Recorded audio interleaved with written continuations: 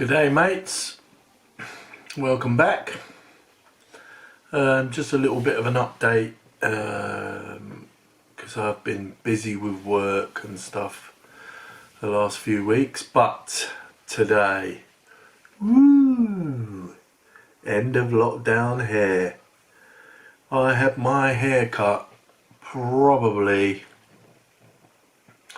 just after the second lockdown last year, so it's gonna be over 6 months, I reckon, but it's been done finally and I'm so happy. No more having to wear a hat everywhere I go because the hair was just such a mess. Anyway, let's have a little looky what's been going on. So this is what I've done on the StuG.III so far. It's come along a little bit more than when I last left you. I've put some camo netting on the back, and underneath that is a couple of water jerry cans. Made that from some gauze soaked in watered down PVA and draped over there while it was still wet and allowed to dry, and it goes rock hard. So they're not even glued down under there, but they still stay on really well. Put some track pins inside the spare tyres there, a little turning round. Put a couple of aerials antenna on there made out of guitar strings.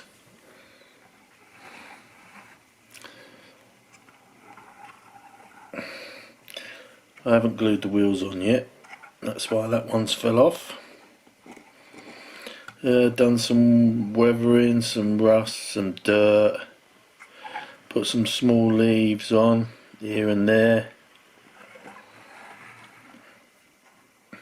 Some little bit of leafage in there, bit of stainage on the engine deck at the back there, some rust spots, some dust, some dirt, and that's where we are basically.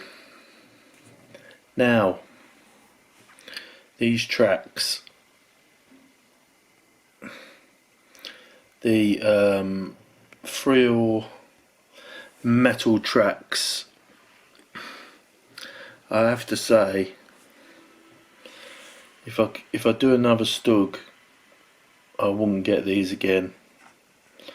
They're so small and so fragile. I've already told you that I've got arthritis in that finger, but it's just hurting my fingers so much holding them. Every single hole, both sides, has to be drilled all the way through and then connected with a little bit of wire. Let's get the tracks in. That's what I've done so far, not very much, because it's just hurting my fingers too much and it's so laborious basically. They're breaking.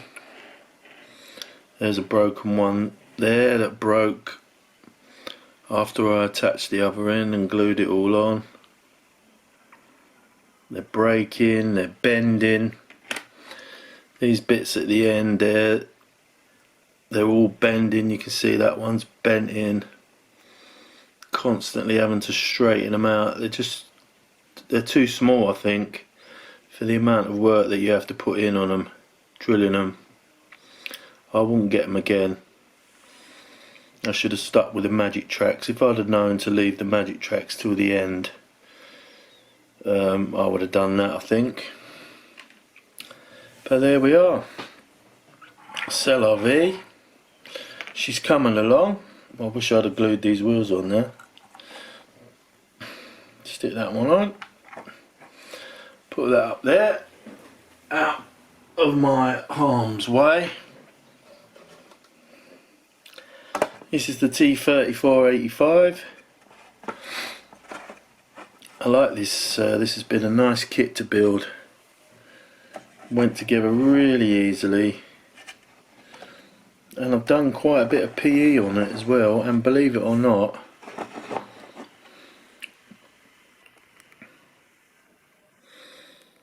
if you can see on that, and you can see that little cover on top of the mantlet, to make that indentated or indentation on the opposite side so it's raised, and those are tiny little rivets.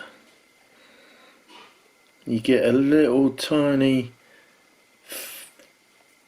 little thing of resin, and you just slice them off and they seem to stick to the knife, and little dollop of super glue and bang bang bang, they're on, which is quite impressive.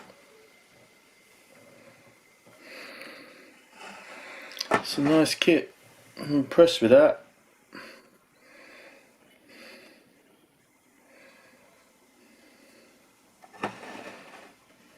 I've got a clear resin lens to put on there once it's all finished. Some more PE I put on there and there. Yeah, it's a nice kit, I like it. I've got tank riders to go with it as well, which would be interesting to do. So that's for a group build that I'm cracking on with, trying to crack on with that and the StuG at the same time. And there we are, basically that's what I've been up to.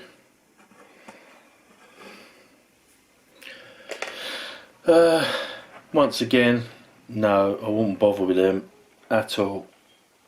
Too much aggro, you can see that one's almost snapped right off now, that bit.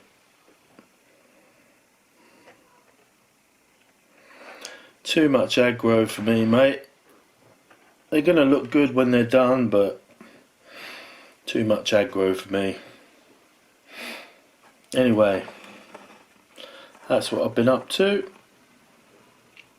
I'll speak to you soon. Stay safe, everybody, and catch you later.